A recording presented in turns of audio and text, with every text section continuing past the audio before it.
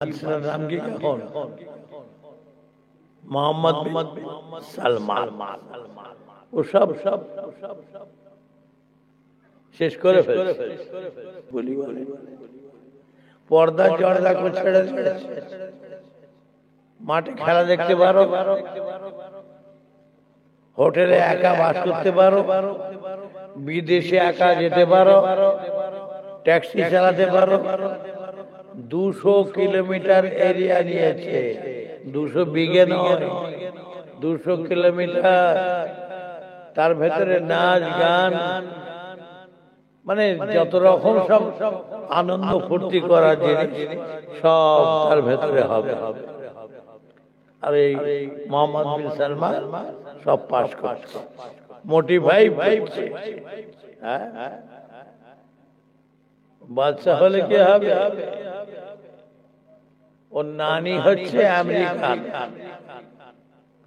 ওর মা হচ্ছে আমেরিকান বিয়ে করেছে আমেরিকানকে আর ও হওয়ার পর ওকে মানুষ করতে দিয়েছে আমেরিকায় ওর নানির কাছে তো সোর খেকোদের কাছে মানুষ হয়ে কি হবে যার জন্য সর্বনাশ করতে লেগেছে قل إن كنتم تحبون الله فاتبعوني يحببكم الله ويغفر لكم ذنوبكم والله غفور رحيم স্বয়ং রব্বুল আলামিন আল্লাহ বলেছেন আয় আমার হাবিব পিয়ারা মুহাম্মদ সকলে বলুন সাল্লাল্লাহু আলাইহি ওয়াসাল্লাম আপনার উম্মাত আমার বান্দাদের বলে দিন তারা যদি আমি আল্লাহর মুহাব্বত আমি আল্লাহর ভালোবাসা আমি আল্লাহর দিদার লাভ করতে চাই ফাত্তাবিউনি তাহলে তারা যেন আপনার তাবেদারি করে আপনার पैरवी করে আপনাকে মুহাব্বত করে আপনাকে ভালোবাসে তাহলে আমি আল্লাহ আমার মুহাব্বত আমার ভালোবাসা আমার দিদার হাসিল হয়ে যাবে কি ওঠে সুবহানাল্লাহ বলা যাবে না না ঘরে সুবহানাল্লাহ বলবেন তবে চুপ করে আছে একদিকে ভালো কোথায় সুবহানাল্লাহ কোথায় দিয়ে বলবো শিয়াক ঝামেলা হয় না জন্ম দক্ষিণী মা 10 মাস 10 দিন গর্ভে ধারণ করেছিলেন যখন ভূমিষ্ঠ হয় মায়ের কলিজাখানা ফেটে গিয়েছিল আর সেই জন্ম দক্ষিণী মা দুনিয়া থেকে বিদায় হয়ে গিয়েছেন জোরে বলুন কি বলবেন বলবেন তো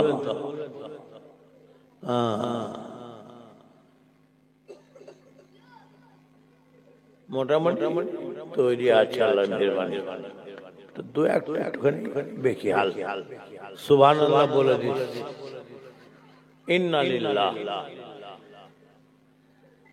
আর আপনার এখানে কাজ থেকে হচ্ছে না দাড়ি গোবরে এসেছি তখন তো হচ্ছে এই করছে রে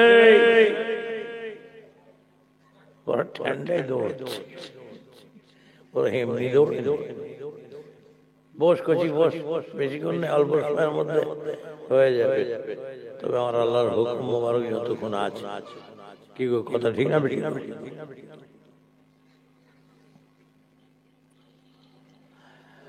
তোমার আল্লাহ বলছে বলো কাকে বলতে বলছেন নবী এক শ্রেণীর মানুষ আছে এরা বলে ওসিলা ধরা যাবে না, ডাইরেক্ট আল্লাহর সঙ্গে বলা খাওয়া,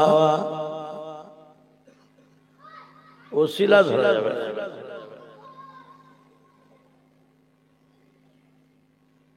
আর আমার আল্লাহ হচ্ছেন সর্বশক্তিমান। ইন্নাল্লাহা আলা কুল্লি শাইইন কাদির, বলে সুবহানাল্লাহ। একমাত্র সর্বশক্তিমান কে? আল্লাহ। কোন মুসলমান আল্লাহ ব্যতীত, আল্লাহ ছাড়া দ্বিতীয় কাউকে যদি সর্বশক্তিমান বলে মানে, তার ঈমান থাকবে না, মুসলমানের খাতা থেকে নাম কেটে বাদ যাবে।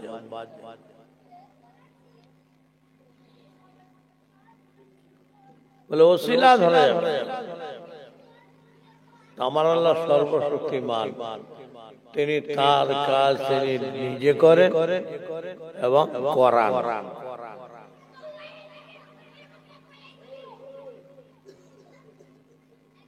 এখানে দলিল বলো, কাকে বলছেন? নবীকে।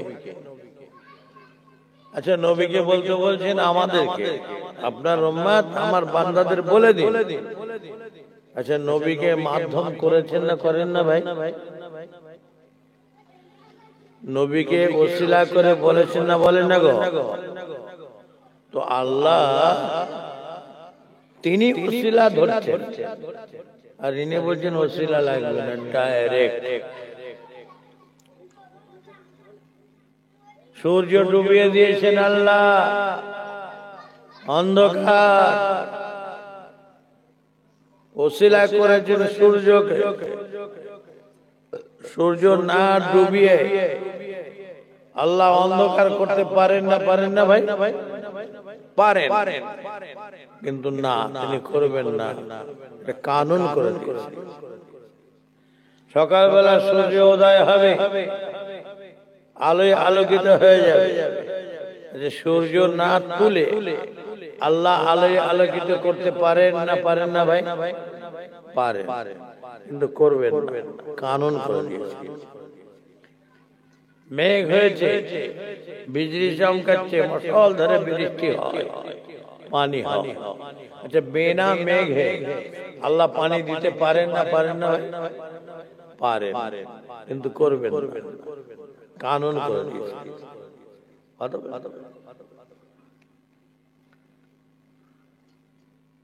তো ওসিলা আমার আল্লাহ স্বয়ং নিজে ধরেছেন।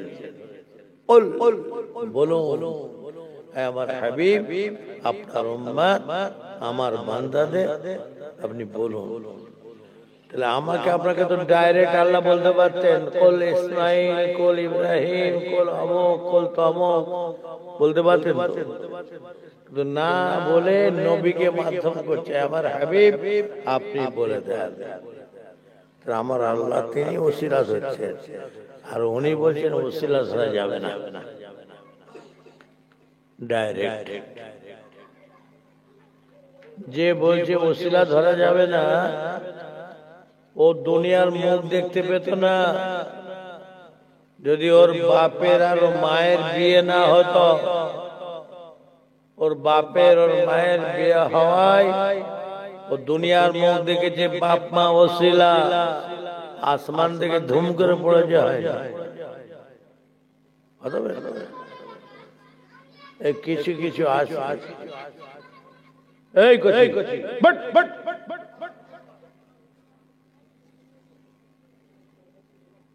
চুপ করো, চুপ বস না, চুপ বস, ধরেই মাঝখানে বড়দের মাঝখানে বসিয়ে দাও।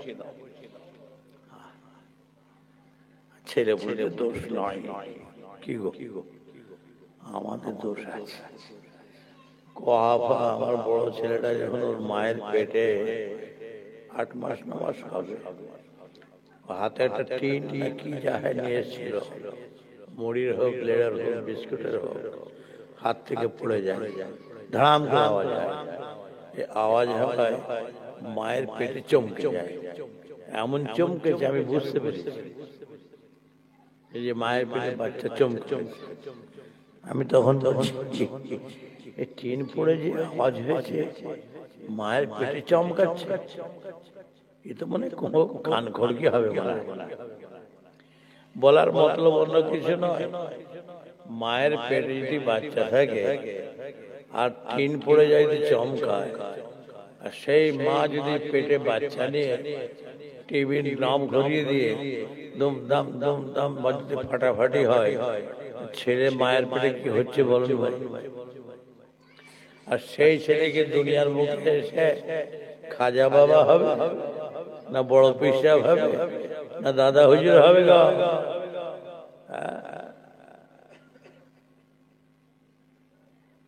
সেই জন্য মায়ের পেটে যখন বাচ্চা থাকে সাবধানে একটু চলাফেরা করতে হয়। নামাজ রোজা তাসবিহ তেলাওয়াত কোরআন পাক তেলাওয়াত এগুলো বেশি করতে হয়, তাসির হয়। যেমন গৌসুল আযম হযরতে বড় পীর রাহমাতুল্লাহ আলাইহি বাচ্চা অবস্থায় মাদ্রাসায় দিয়েছেন পড়তে, আউযু বিল্লাহ বিসমিল্লাহ শুরু করে দিয়েছেন, আলিফ লাম মিম যালিকাল কিতাবু লা রাইবা ফীহি, খালি বলতে এবারে হু হু করে পড়ে যাচ্ছে। 18 চুপ হয়ে গেল। কি হলো বাবা? পড়ো। বলছে আমার হাত জান। কি ব্যাপার? বলে আমি যখন মায়ের গর্ভে ছিলাম আমার মা কোরআন পাক তেলাওয়াত করতেন, আর আমি মায়ের পেটে শুনে শুনে মুখস্থ করে ফেলেছি 18 পারা। জোরে বলেন না সুবহানাল্লাহ।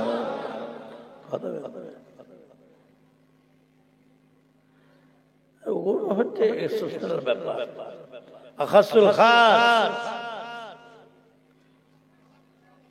ও সবার জন্য নয়। ইবাদত করে করে উপাসনা করে করে আল্লাহর ওলি, আল্লাহর মাহবুব, আল্লাহর পেয়ারা হয়ে যাবে।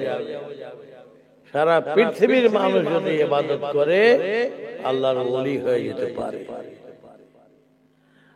আর সারা পৃথিবীর মানুষ যদি ইবাদত করে করে মনে করে আমি জামানার মুজাদ্দিদ হয়ে যাব, আমি নবী হয়ে যাব, না, এটা আমার আল্লাহর সিলেকশন, ইলেকশন নয়, আমার আল্লাহর মনোনীত বান্দা, তার তরফ। গৌসুল আযম বড় পীর রাহমাতুল্লাহ আলাইহি ইনি তো ইলেকশন নয়, সিলেকশন। আল মারওয়াই যখন রূহ মুবারককে লাইনে লাইনে কাতারে কাতারে দাঁড় করানো হয়, প্রথম কাতার নবী আলাইহিস সালাম দের, দ্বিতীয় কাতার আল্লাহর ওলি মাহবুব পেয়ারাদের, এই পরস্পর মুমিন ঈমানদার বেঈমান মুশরিক কাফের বেদিন সব রূহকে দান করানো হয়। দ্বিতীয় কাতারের একটা রূহ প্রথম কাতারে গিয়ে দাঁড়িয়ে যায়, ফেরেশতারা ধরে দ্বিতীয় কাতারে দাঁড় করে দেন, আবার থেকে থেকে প্রথম কাতার। আল্লাহ একটা রূহ বড় অস্থির করে থেকে থেকে প্রথম কাতারে লাইন দিচ্ছে। আমার আল্লাহ বলেন, আমার গৌসুল আযম আব্দুল কাদের, নবীদের মধ্যে যে সমস্ত গুণ থাকা দরকার সব তোমার মধ্যে রয়েছে। আমি আখির জামানার পয়গম্বর শেষ নবী হযরতে মুহাম্মদুর রাসূলুল্লাহ সাল্লাল্লাহু আলাইহি ওয়াসাল্লাম, তাকে শেষ নবী করেছি, আর তারপরে আমি তোমাকে দুনিয়ায় পাঠাবো। আল্লাহ নবী শেষ নবী, তারপরে আর কোন নবী আসবে না। তবে তোমার মধ্যে নবীদের মধ্যে যে সমস্ত গুণ থাকা দরকার সব রয়েছে। তবে আখির জামানার পয়গম্বরের পরে পাঠাবো, তাই তৃতীয় কাতারে তুমি দাও। তা আমি আল্লাহ তোমাকে এই নিয়ামত দান করলাম যে আউলিয়াদের কাতারে দাঁড়াও, তোমাকে আমি আল্লাহ এই নিয়ামত দান করলাম, সমস্ত আউলিয়াদের কাঁধের উপরে তোমার কদম মুবারককে করে দিলাম। জোরে বলো, সমস্ত আউলিয়াদের গর্দানে তোমার কদম মুবারককে করে দিলাম।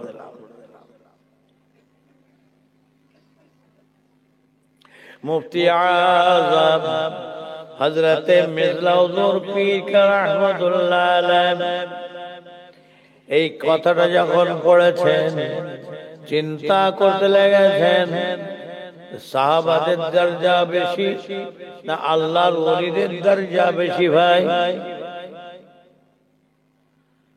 সাহাবাদের দরজা বেশি না আল্লাহর ওলিদের? সাহাবাদের। তাহলে বড় পীর সাহেব হুজুরের আগে সাহাবারা, আর বড় পীর সাহেব হুজুরের পরে ইমাম মেহেদী আলাইহিস সালাম। তাহলে ইমাম মেহেদী আলাইহিস সালামের দরজা বেশি না বড় পীর সাহেব? তো সবার যদি গর্দানে পা হয় তাহলে কেমন, এটা চিন্তা ভাবনা করছে। মানে যেমন ছাত্র তেমন উস্তাদ। কালকে বলছিল আমার এক নাতি মাদ্রাসায় পরীক্ষা দিচ্ছে। কি পরীক্ষা দিচ্ছি? আচ্ছা বলতো এই আয়াতটার মানে করতো? চুপ করে আমি পড়ছি। আমি 100টার মধ্যে 70টা ছেলে 80টা ছেলে মানে করতে করতে, ও তখন বলছে না না 80টা না 100টা ছেলেই পারবে। বলে ছাত্র তো দূরের কথা, উস্তাদ পড়াতে এসেছে। উস্তাদ এসে গিয়ে পড়ছিস? হ্যাঁ পড় পড় পড়। আচ্ছা ঠিক আছে আমি এখন যাই, তোরা পড়। বলে আপনি পড় পড় করে চলে যাচ্ছেন, পড়াবেন তো? আপনি বলুন না যে আমি পড়াতে পারবো না, চলে যাচ্ছি। আজকাল শিক্ষক এরকম হয়ে গেছে। এই শিক্ষক যদি হয়, এই ছাত্র হয়, তো এলেমের কি হবে বলো?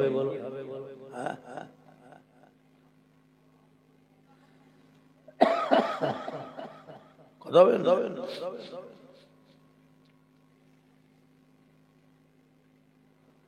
তো গৌসুল আজম বড় পীর রাহমাতুল্লাহ আলাইহির কথা চিন্তা করছেন। কে গো? আমার আপনার পীর শেখ মুর্শিদ মুফতি আজম হযরত মির্জা হুজুর পীর রাহমাতুল্লাহ আলাইহি। এটা কেমন ধরনের হচ্ছে কথাটা? মাথায় ঠিক ঢোকাতে পারছে না। সকলের গর্দানে যদি হবে, আগে তো ওনার যত সব সাহাবা হলো তাদের দরজা তো আল্লাহ ওলির থেকে অনেক বড়। কি গো, কি করে? মুজাদ্দিদ জামান আমার আব্বা দাদা হুজুর পীর রাহমাতুল্লাহ আলাইহি হুজুরের কাছে প্রশ্ন করছেন, বাবাজি এই যে কথাটা বলা হয়েছে, হুজুরের কদম মুবারক সমস্ত আউলিয়ার গর্দানে, তো হুজুরের আগে তো সাহাবা হুজুর, পরে হযরত ইমাম মেহেদী আলাইহিস সালাম। এটা তো আমার মাথায় ঢোকে না। আমার আপনার মুজাদ্দিদ জামান দাদা হুজুর পীর রাহমাতুল্লাহ আলাইহি হুজুর বলতে লেগেছেন, বাবা আবু জাফর সকলের গর্দানে বলতেন কাদেরিয়া তরিকাত, যত পীরানে তরিকাত তাদের সকলের গর্দানে হুজুরের কদম মুবারক। হুজুর বলছেন, বাবা আবু জাফর আমি যখন কাদেরিয়া তরিকা সবক মশ করি, আমি আবু বকর চামড়া চোখে দেখতে লাগি, আমার দুই কাঁধের উপরে গৌসুল আজম হযরতে বড় পীর রাহমাতুল্লাহ আলাইহি হুজুরের দুখানা কদম মুবারক। জোরে বলো।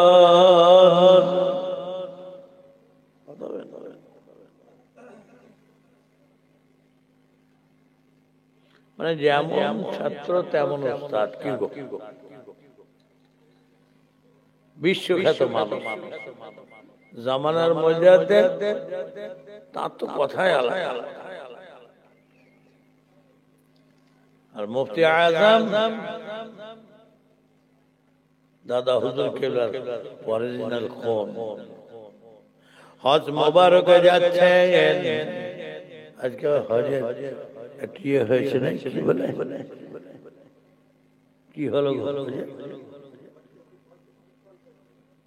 হজের প্রশিক্ষণ, ভালো জিনিস। যতই প্রশিক্ষণ করে যান, সেখানে যখন যাবেন না, প্রথম সব হারিয়ে ফেলবেন, সব হারিয়ে।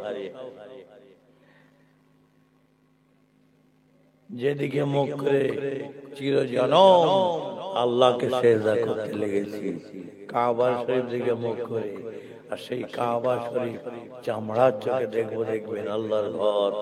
নিজেকে ঠিক রাখতে পারবেন ভাই? আল্লাহ আমাদের সকলকে যাওয়ার তৌফিক দান করেন, বলুন আল্লাহুম্মা আমিন। এর দোয়া চান না, কার দোয়ায় কার কপাল খুলে যাবে বলা যায় না, বলুন আল্লাহুম্মা আমিন। আল্লাহর কাবা বাইতুল্লাহ শরীফে যাবেন, কয়েকটা জায়গায় স্থান আছে, যে জায়গায় দাঁড়িয়ে দাঁড়িয়ে আল্লাহ দরবারে দোয়া চাইলে ওই দোয়াটা আল্লাহ দরবারে কবুল হয়ে যায়। যেমন একটা বাবুল মুলতাজাম, আল্লাহর কাবা বাইতুল্লাহ শরীফের দরওয়াজা, সোনার দরওয়াজা মুবারক, ওতে হাত ঠেকানো যায় না। চৌকাঠ রয়েছে, পাথরের চৌকাঠ, চৌকাঠ থেকে অন্তত 1.5 হাত দূর থেকে দরজা আছে। এই চৌকাঠ ধরে, কাবা শরীফের চৌকাঠ ধরে দোয়া চাইতে হয়। আর ওই জায়গায় ধরে আল্লাহ দরবারে দোয়া চাইলে ওই দোয়াটা দোয়া মকবুলিয়তের মাকাম, আল্লাহ দরবারে ওই দোয়াটা কবুল হয়ে যায়। জোরে বলো।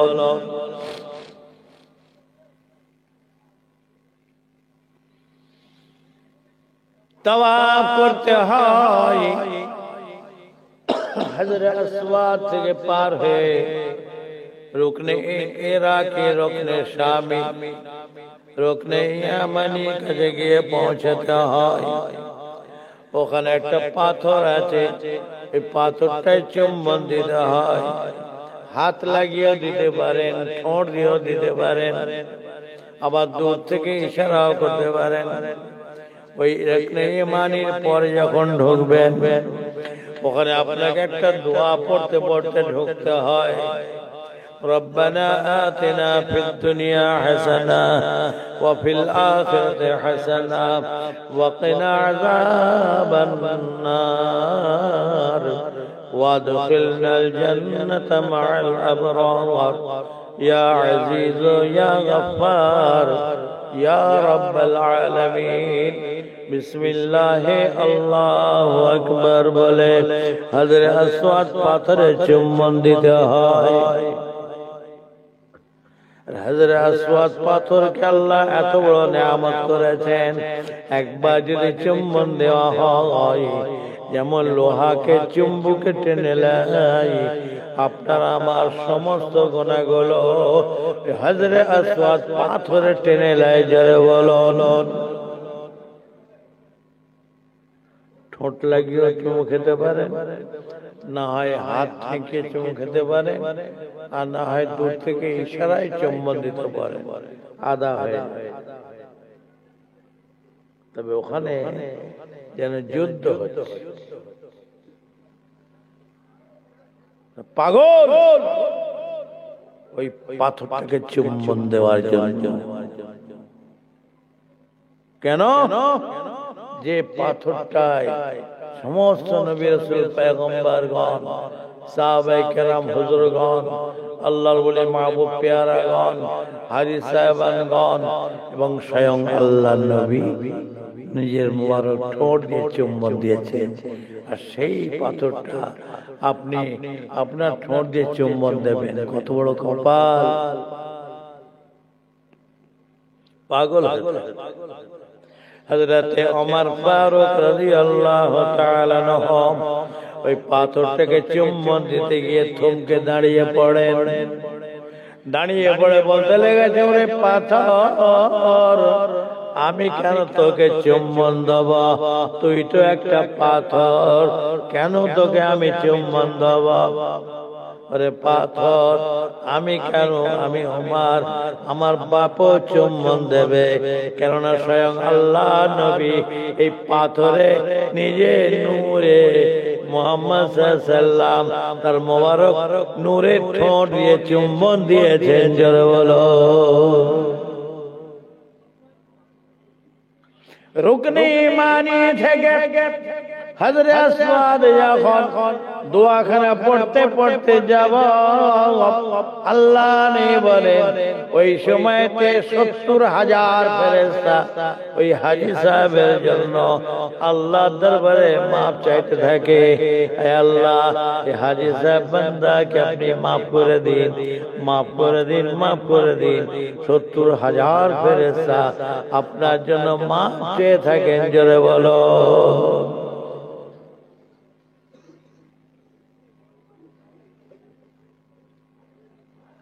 হাতিম বলে একটা জায়গা আছে, হাতিম, যেটা কাবা শরীফের মধ্যেই পড়ে। এই হাতিমের মধ্যে নামাজ পড়া মানে আপনি কাবা শরীফের ভিতরেই নামাজ পড়ছেন। বর্তমান চৌকোনা ঘেরা হয়ে গিয়েছে প্রাচীর দিয়ে, আর ওটা ইউটার্ন ঘেরা হয়েছে, বুক পর্যন্ত পাথর তোলা রয়েছে প্রাচীর। ওই ভেতরে ঢোকে 2 রাকাত নফল নামাজ পড়তে হয়। কাবা বাইতুল্লাহ শরীফে সোনার নল আছে, ছাদ থেকে পানি পড়ার জন্য ওই সোনার নলে সোজা নিচে 2টা মাজার মুবারক আছে। একটা হচ্ছে হযরতে ইসমাঈল আলাইহিস সালাম, আর একটা হযরতে মা হাজেরা রাদিয়াল্লাহু তাআলা আনহা। আগে চিহ্ন ছিল, একটা সবুজ পাথর, একটা সাদা পাথর, এখন সব সাদা করে দিয়েছে, মানে চিহ্ন মিটিয়ে ফেলছে। ওয়াহাবি মার্কা তো আরো হলে কি হবে?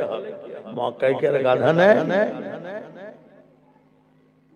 এই 2 দিন 3 দিন আগে খবর শুনছি যে মক্কা শরীফে আরবে মদ বিক্রি করা আইন করে দিয়েছে।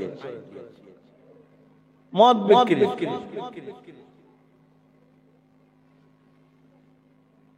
ওই কি বাদশার নাম কি এখন? মোহাম্মদ সালমান। ও সব শেষ করে ফেলেছে। ইসরায়েল ফিলিস্তিন ধরে মেরে শেষ করছে। এরা যদি সবাই মিলে খালি ঢুকে মরে, দম ফেটে মরে যাবে। কি গো, এরা মাথা মারছে ইসরায়েলের সাথে পিছনে, আমেরিকার সাথে পিছনে মাথা মারামারি করছে। কি বলি বলে, পর্দা জর্দা করে ছেড়ে দিয়েছে। মাঠে খেলা দেখতে পারো, হোটেলে একা বাস করতে পারো, বিদেশে একা যেতে পারো, ট্যাক্সি চালাতে পারো। 200 কিলোমিটার এরিয়া নিয়েছে, 200 বিঘে নয়, 200 কিলোমিটার। তার ভেতরে নাচ গান, মানে যত রকম সব আনন্দ ফুর্তি করার জিনিস সব তার ভেতরে হবে। আর এই মোহাম্মদ বিন সালমান সব পাস করছে, মোটিভাই পাইছে। বাদশা হলে কি হবে? ওর নানি হচ্ছে আমেরিকান, ওর মা হচ্ছে আমেরিকান,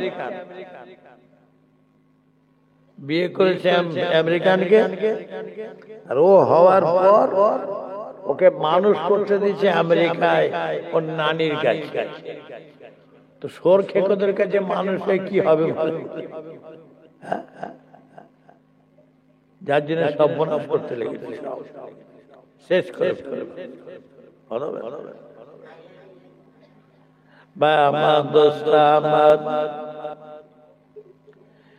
রুকনে ইমানি হাজরে আসওয়াদ, যে দুইটা কোণ রয়েছে, ওই দুইটা কোণার সোজাসুরি কাবার চত্বর যতটুকু রয়েছে, ওই চত্বরের মধ্যে 360 জনা নবী আলাইহিস সালামের মাজার মোবারক আছে।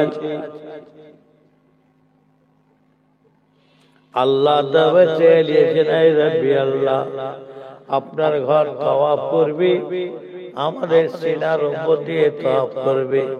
হাজী সাহেবান, আপনার ঘর তাওয়াফ করবে, আমাদের বুকের উপর দিয়ে হেঁটে হেঁটে তাওয়াফ করবে।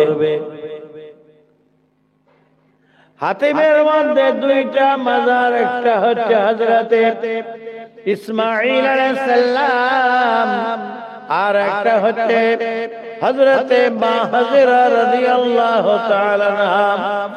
ওই জায়গায় দাঁড়িয়ে দাঁড়িয়ে 2 রাকাত নামাজ পড়তে হয়। হাজী সাহেবান 2 রাকাত নামাজ পড়ে দুটো হাত তুলে আল্লাহর দরবারে মুনাজাত করতে লাগে, দোয়া চাইতে লাগে। যখন রওজা মাজার শরীফের ভিতর থেকে হুজুরা আল্লাহর কাছে দোয়া চায়, আমিন আমিন আমিন, আল্লাহ কবুল করুন কবুল করুন, জোরে বলুন। এটা জোরে বলা যাবে না? নবী দোয়া চাইছেন আপনার জন্য কবর ভেতর থেকে, আল্লাহ কবুল করো। মা হাজেরা হুজুর দোয়া চাইছেন, আল্লাহ কবুল করো। ও আবার কপালে হওয়া চাই, নসিবে হওয়া চাই। টাকার গরিব শুয়ে আছে, হজ নসিবে হয় না। আবার গরিব মানুষ, 1 কাঠা জমি নাই, হজ পাকে চলে গেছে, কেউ আছে না? নাই।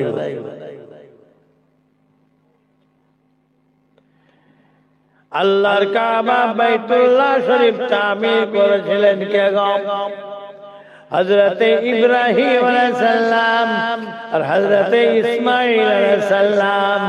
যে পাথরটার উপরে দাঁড়িয়ে দাঁড়িয়ে আল্লাহর কাবা বাইতুল্লাহ শরীফ তামির করেছিলেন, কেন ভিত ছিল, কাবা শরীফের ভিত ছিল, সব ভেঙে গিয়েছিল।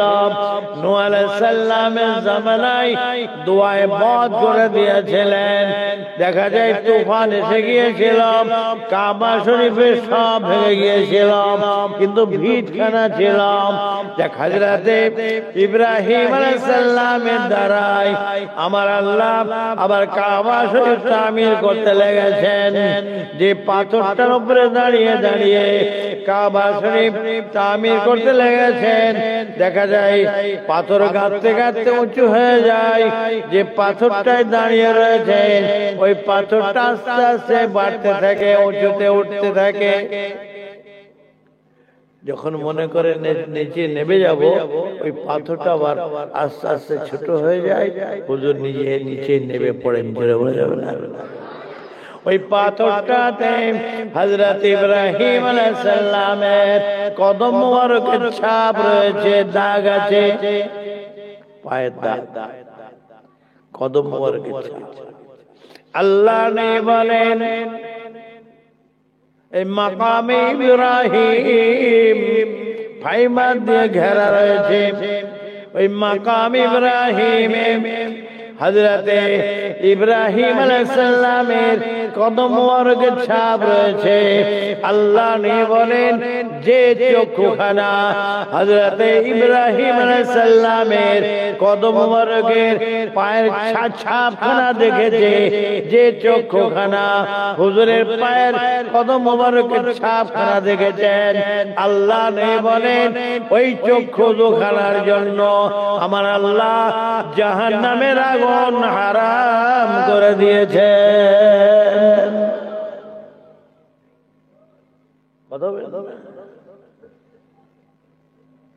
बहुत फजीलत, दुआ मकबूलतुल मकाम।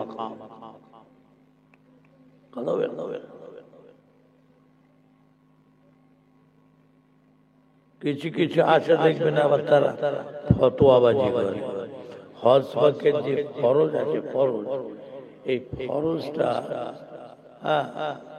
চারটা ফরজ আছে।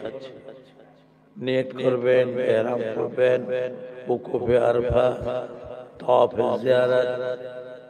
তো এর মধ্যে কিন্তু নবীর রওজা মুবারক জিয়ারত করতে হবে, এটা ফরজের মধ্যে নয়। ঠিকই বলেছেন, ফরজের মধ্যে নয়। কিন্তু আপনি কি জানেন, হজ পাক হতোই না, কাবা শরীফই পয়দা করতেন না যদি আল্লাহ নবীকে পয়দা না করতেন। কি কথা ঠিক না বেটি?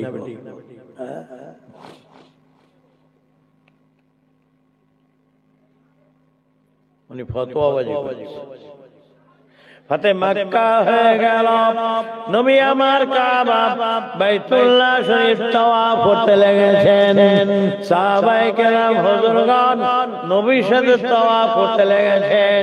7টা চক্র হয়ে গেল।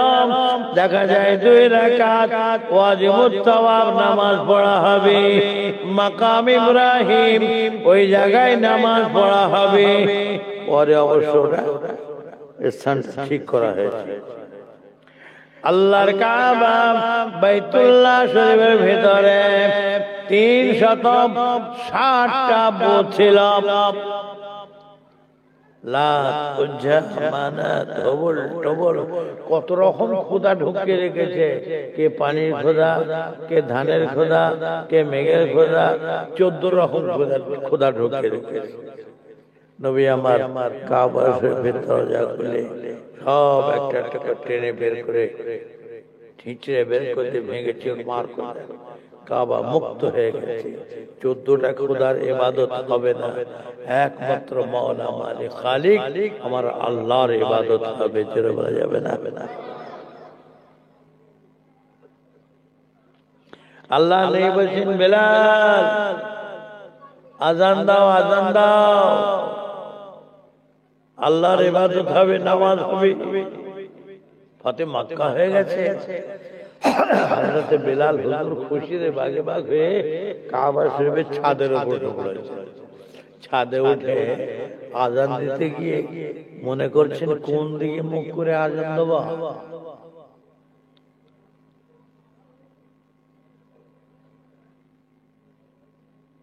মক্কায় আজান দিতাম কাবার দিকে মুখ করে, মদিনায় আজান দিতাম কাবার দিকে মুখ করে, মুজদালিফায় আজান দিতাম কাবার দিকে মুখ করে, মিনাতে আজান দিতাম কাবার দিকে মুখ করে। সারা দুনিয়ার কোনা কোনা থেকে আজান হয়, কোন দিকে মুখ করে ভাই? কোন দিকে গো? কাবা। কাবার ছাদ উঠে পড়েছি, কোন দিকে মুখ করে আজান দেবো, কোন দিকে মুখ করে আজান দেবো, চিন্তায়। নবী আমার কাবা চত্বরে রয়েছেন। ইয়া রাসূলুল্লাহ, ইয়া হাবিবাল্লাহ, হুজুর মক্কাতে আজান দিতাম কাবার দিকে মুখ করে, মদিনাতে আজান দিতাম কাবার দিকে মুখ করে, মুজদালিফায় আজান দিতাম কাবার দিকে মুখ করে, মিনাতে আজান দিতাম কাবার দিকে মুখ করে, আরাফাতে আজান দিতাম কাবার দিকে মুখ করে। এখন কাবার ছাদে উঠে পড়েছি, কোন দিকে মুখ করে আজান দেবো চিন্তায় পড়েছি। আল্লাহ নবী আমার আপ্পার নবী, দার নবী হুজুর বলতে লেগেছেন, বাবা বেলাল, ও বাবা বেলাল, মক্কা আজান দিতে কাবার দিকে মুখ করে, মিনাতে আজান দিতে কাবার দিকে মুখ করে, মুজদালিফায় আজান দিতে কাবার দিকে মুখ করে, আরাফাতে আজান দিতে কাবার দিকে মুখ করে। এখন কাবার ছাদে উঠে পড়েছ, কোন দিকে মুখ করে আজান দেবো চিন্তায় পড়েছ।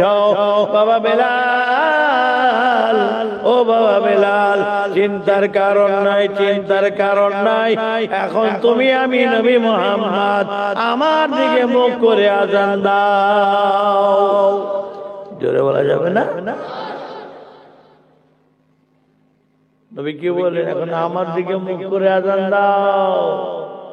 নবী আমার কাবার কাবা। কি কথা ঠিক না? কাবার কাবা আর উনি ফতোয়াবাজি করছে। সব জায়গায় মশলা ঝাড়তে যেওনি বাপ, খারাপই আছে। মনে করবো নাকি?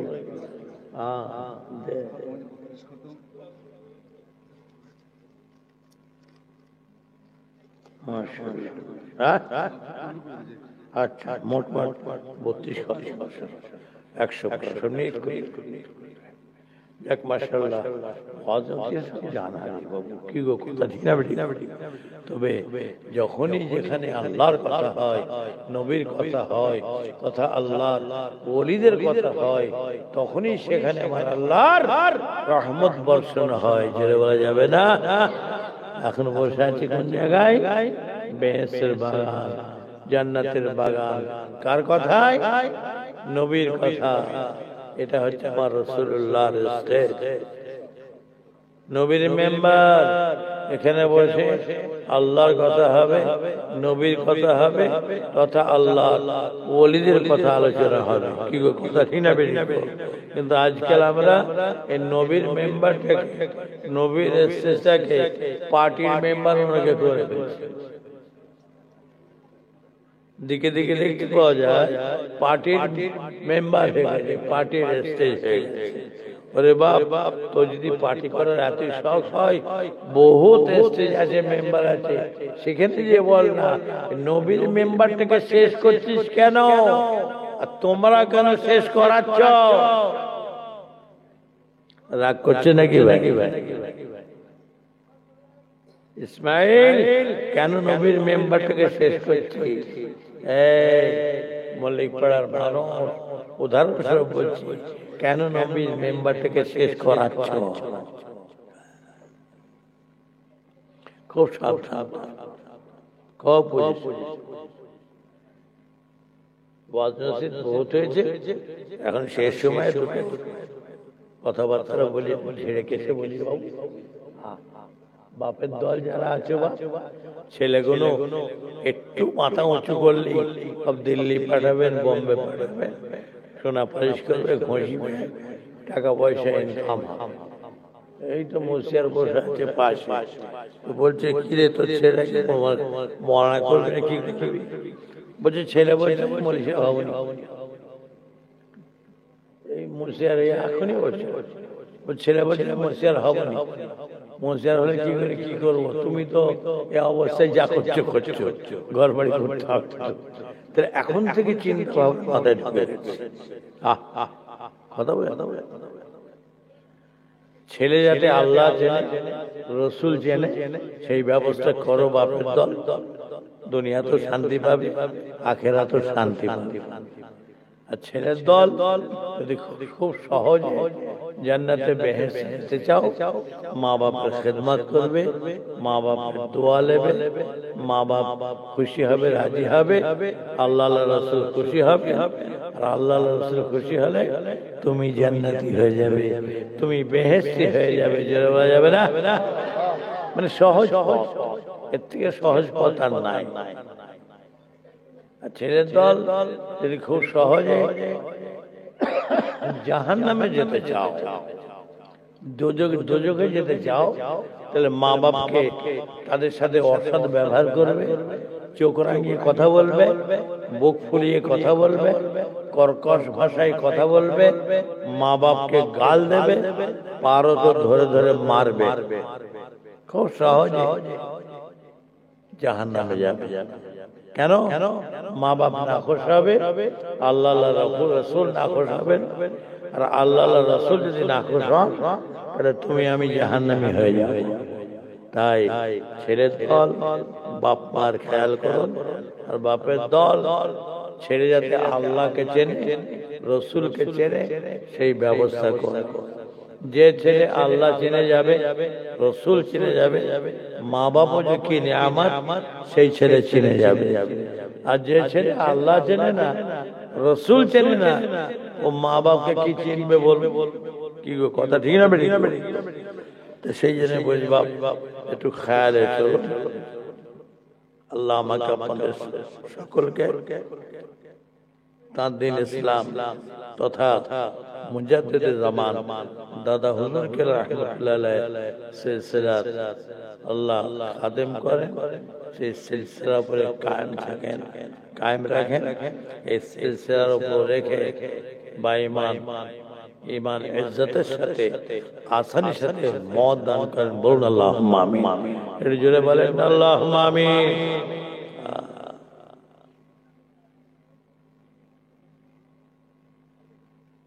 আল্লাহ হযরত আব্বাজান ছোট হুজুর পীর কে রাহমাতুল্লাহ আলাইহি হুজুর আমাকে নিজে বলেছেন, বাবা তোমার দাদা সিলসিলাকে আল্লাহ এত বড় নিয়ামত করেছেন, আমাদের দুনিয়াতেও কোনো অসুবিধা হবে না আর আখিরাতেও কোনো অসুবিধা হবে না। জোরে বলুন, কোনো অসুবিধা হবে না। যদি সিলসিলা ঠিক মতন থাকতে পারেন, দুনিয়াতেও হবে না আর আখিরাতেও হবে না। দাদা হুজুর রহমতুল্লাহ সিলসিলা মরি তার মতবাদী যে মত অনুযায়ী চলি।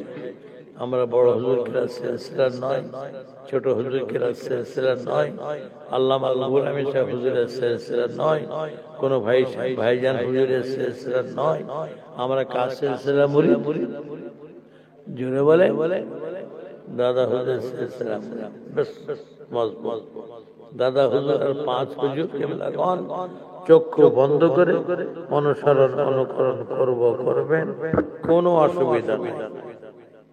আর এবারে যত হুজুররা আছেন, সে যেই হুজুরই হোক, তিনি যখন কোনো কথা বলবেন চোখ বন্ধ করে নেবেন, তার কথাটা দাদা হুজুর 5 হুজুরের সঙ্গে মিলাবেন।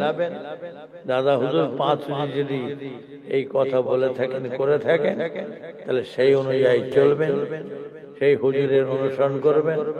আর যদি বলে থাকেন না, ইসমাইল হুজুর যে কথা বলছেন এটা দাদা হুজুর 5 হুজুর বলেন না, করেন না, তাহলে ইসমাইল হুজুর থেকে কেটে পড়েন, বেঁচে যাবেন, দুনিয়াতেও বেঁচে যাবেন আর আখিরাতেও বেঁচে যাবেন। খবরদার, দুনিয়ার বুকে আমরা শরীয়তকে প্রতিষ্ঠিত করতে চাই, ইসলামকে প্রতিষ্ঠিত করতে চাই, গায়ের ইসলামকে প্রতিষ্ঠিত করতে চাই গো? আমরা শরীয়তকে প্রতিষ্ঠিত করতে চাই, গণতন্ত্র আমরা প্রতিষ্ঠিত করতে চাই না, আমরা ইসলাম তন্ত্র প্রতিষ্ঠিত করতে চাই। আইএসএফ, ইউএসএফ যত সব আছে সেকুলার ফ্রন্ট, যদি কোনো মুসলমান প্রতিষ্ঠিত করতে চায় তার ঈমান থাকবে না, মুসলমানের খাতা থেকে নাম কেটে বাদ যাবে। বাপ, একমাত্র প্রতিষ্ঠিত করবেন শরীয়ত, ইসলাম।